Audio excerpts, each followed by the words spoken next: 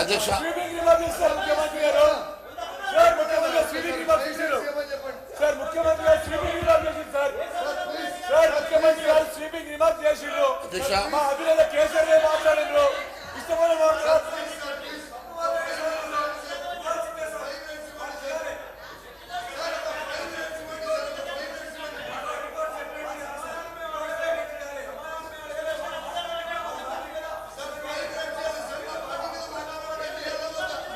మీరు కూర్చోండి ఇస్తా కూర్చోండి ఇస్తా మైక్ ఇస్తా కూర్చోండి మీరు కూర్చోండి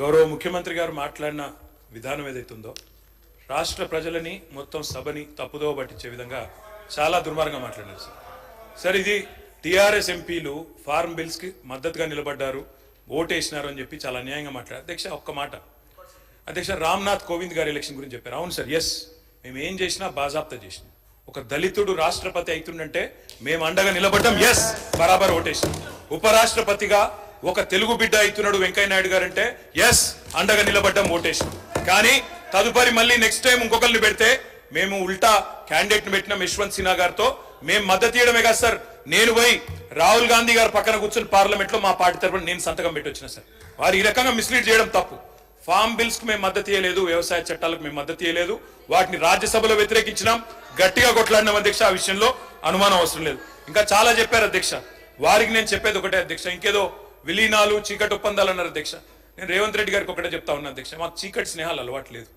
రేవంత్ రెడ్డి గారికి ఉన్నాయి అధ్యక్ష ఢిల్లీలో బీజేపీ వాళ్ళతో స్నేహం చేయడం ఇప్పటికి కూడా ఆయన పనులన్నీ ఢిల్లీలో బీజేపీ ఎంపీలే చేస్తారు సార్ అధ్యక్ష కంక్లూడ్ చేస్తున్నా సార్ ఆయనేమో ఎటంటే మాట్లాడచ్చా సార్ ఎన్ని మాట్లాడినారు సార్ అధ్యక్ష నేను అనేది ఒకటే కేసీఆర్ గారి మీద ఆయన ఇష్టం వచ్చినట్టు మాట్లాడినారు నేను ఒకటే అంటా ఉన్నా సార్ ఒకటి విలీనం చేయడానికి మేమేమి రేవంత్ రెడ్డి గారి లాగా పరాన్న జీవులం కాదు సార్ వారు పదవుల కోసం పార్టీలు మారిండు మేము అట్లా కాదు సార్ పదవులు వదులుకున్నాం తెలంగాణ కోసం కేసీఆర్ గారు మా పార్టీ ఒకసారి కాదు 100 సార్లు రాజీనామా చేసినాం ఆయన లాగా మేము పరాన్న జీవులం కాదు ఇంకొక మాట అధ్యక్ష ఇవాళ బీజేపీ వాళ్ళతో చీకటి స్నేహం ఎవరు చేస్తున్నారు సార్ ఎందుకు భయపడుతున్నారు మోడీ గారి పేరు తీసుకోవడానికి కూడా ముఖ్యమంత్రి గారు కేసీఆర్ పేరు చెప్పబోతే బతుకుదేరు లేదా సార్ మోడీ గారి పేరు చేయడానికి కూడా ఎందుకు భయపడుతున్నాడు ముఖ్యమంత్రి అంత భయం ఎందుకు సార్ అందుకే మేము అనేది అధ్యక్ష ఇవాళ నోటికి వచ్చినట్టు మాట్లాడితే కాదు తప్పకుండా రాష్ట్ర ప్రజలకు సమాధానం చెప్పాలి 8 ఎంపీలున్నా తెచ్చింది గుండు సున్నా 6 గ్యారంటీలు ఎత్తేయడానికి గత ప్రభుత్వం మీద బదనాం చేయడం రాష్ట్రం దివాలా తీసిందని మహేశ్వర్ రెడ్డి గారు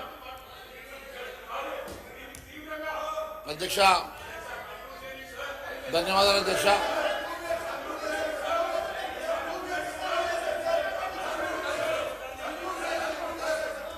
అధ్యక్ష ఈరోజు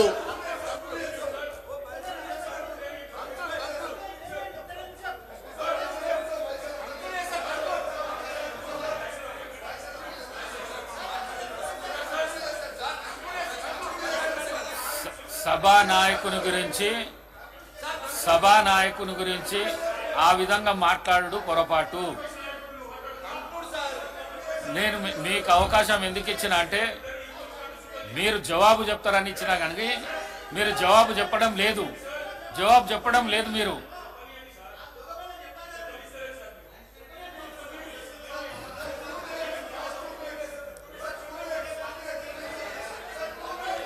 అధ్యక్ష ఈరోజు డిప్యూటీ సీఎం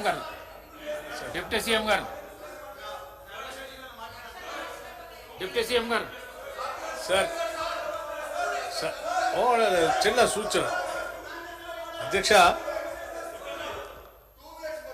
అధ్యక్ష రాష్ట్రానికి జరిగిన బడ్జెట్ ద్వారా కేంద్ర ప్రభుత్వం ప్రవేశపెట్టిన బడ్జెట్ ద్వారా ఈ రాష్ట్రానికి జరిగిన నష్టం పైన చర్చ పెట్టి ఒక తీర్మానం చేసి కనీసం ఆ డిమాండ్స్ డిస్కషన్ చేసేటప్పుడైనా ఏమైనా మార్చుకొని ఏమైనా తెలంగాణ రాష్ట్రానికి ప్రయోజనాలు పొందడం కోసం తీర్మానం చేసి పంపిద్దామనే ఆలోచనతో చర్చకు పెడితే వారు మాట్లాడతారో అని చూస్తే అది మాట్లాడలేదు అధ్యక్ష ఎంతసేపటికి ఆ సబ్జెక్ట్ కాకుండా మిగతా అన్ని మాట్లాడుతూ ఉన్నారు ఏం చెప్పారు అధ్యక్ష ముఖ్యమంత్రి గారు ఏం తప్పేం చెప్పలేదు అధ్యక్ష మీరు బీజేపీతో గతంలో అనేక సందర్భాల్లో వారు బిల్లులు పెట్టిన ప్రతి సందర్భంలో వారు మద్దతు ఇచ్చారు ఇప్పుడు కూడా అదే ప్రయత్నం చేస్తూ ఉన్నారు అది మంచిది కాదు. తెలంగాణ ప్రజల కోసం ఆలోచన చేయండి అని చెప్తూ ఉదాహరణకు ఒక మాట చెప్పారు. ఏం చెప్పారు? ప్రశాంత్ రెడ్డి. భారతీయ జనతా పార్టీ తరఫున ఈ రాష్ట్రపతిగా భారతీయ జనతా పార్టీ అభ్యర్థిని పెడితే రామ్నాథ్ కోవింద్ గారిని, దానికి మీరు మద్దతు ఇచ్చారు.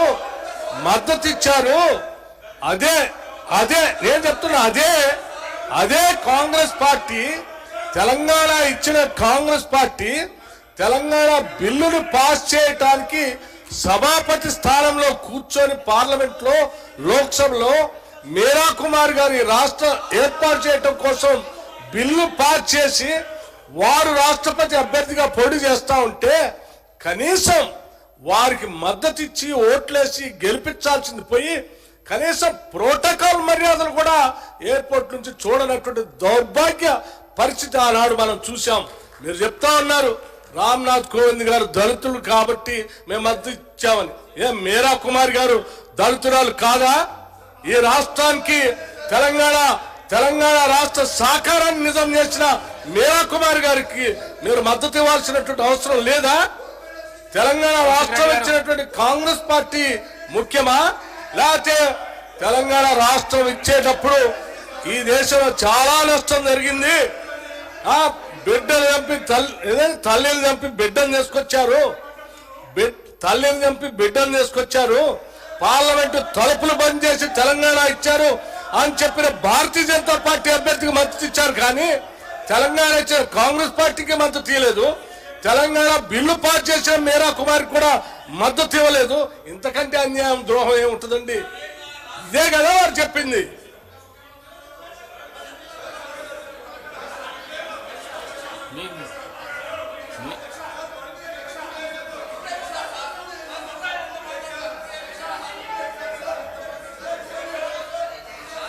మీరు కూర్చుంటే అవకాశం ఇస్తా. మీరు కూర్చోండి.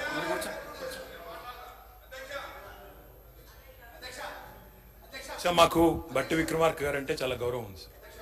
మీరా కుమార్ గారు అంటే కూడా గౌరవం ఉంది. వారు మాకు సహకరించారు. వారికి ప్రత్యేకంగా అవసరమైతే ఒక ధన్యవాదాలు తీర్మానం పెట్టండి, తప్పకుండా చేద్దాం. ప్రోటోకాల్ సమస్యల గురించి మీరు చెప్పారు, నేను దాని గురించి లోతులుగా పోను, మీకు మొన్ననే చెప్పినాం. నేను చెప్పేది ఒకటే అధ్యక్ష, ముఖ్యమంత్రి గారు చాలా స్వీపింగ్ రిమార్క్స్ చేశారు. వారికైనా కాంగ్రెస్ పార్టీకైనా మేము చెప్పేది ఒకటే, రాజకీయాలు 6 నెలలు చేద్దాం ఎలక్షన్లప్పుడు, మిగతా 4.5 ఏళ్ళు రాష్ట్ర ప్రయోజనాల కోసం కష్టపడదాం. మేము వీఆర్ రెడీ. మాకు ఆ రాజనీతిజ్ఞత ఉంది, మాకు ఆ విజ్ఞత ఉంది. నేను చివరిగా చెప్పేది ఒకటే, వారు ఏదో వినండి స్వామి, మీ గురించే చెప్తున్నా. విలీనం అని చెప్పారు అధ్యక్ష. ఎస్, ఒకనాడు 2014లో తెలంగాణ రాష్ట్రం ఇచ్చినప్పుడు నిజానికి కాంగ్రెస్ పార్టీలో విలీనం అవుదాం అనుకున్నాం అధ్యక్ష, అనుకున్నాము. దురదృష్టం ఆనాడు దిగ్విజయ్ సింగ్ గారి వైఖరి వల్ల కాలేదు. కానీ ఆ రోజు మేము కాంగ్రెస్ తో విలీనం చర్చలు జరుపుతున్నప్పుడు ఆ రోజు ఇదే రేవంత్ రెడ్డి గారు సోనియా గాంధీ గారిని బలిదేవత అని, రాహుల్ గాంధీ గారిని ముద్దపప్పు అని తిట్టే పనిలో బిజీగా ఉన్నాడు. మేము ఏం చేసినా బాజాప్తాగానే చేసినాం, తప్ప బేజాప్తా చేయలేదు. మహేశ్వర్ రెడ్డి గారు. థ్యాంక్ యూ అధ్యక్ష. ఇప్పటికీ 3 సార్లు నన్ను కూర్చోబెట్టారు, అవకాశం ఇస్తున్నారు, కూర్చోబెడుతున్నారు. ఇది చూస్తూ ఉంటే వీరిద్దరు మ్యాచ్ ఫిక్సింగ్ మధ్యలో మాతో మీరు ఇద్దరు మ్యాచ్ ఫిక్సింగ్ నడుస్తూ ఉంది, ఇద్దరు కలిసి అలయన్స్లో మాట్లాడుకున్నట్టుగా ఉన్నది. మమ్మల్ని మీరు పూర్తిగా విస్మరిస్తున్నట్టుగా కనపడతా ఉంది అధ్యక్ష. ఈరోజు మిత్రుడు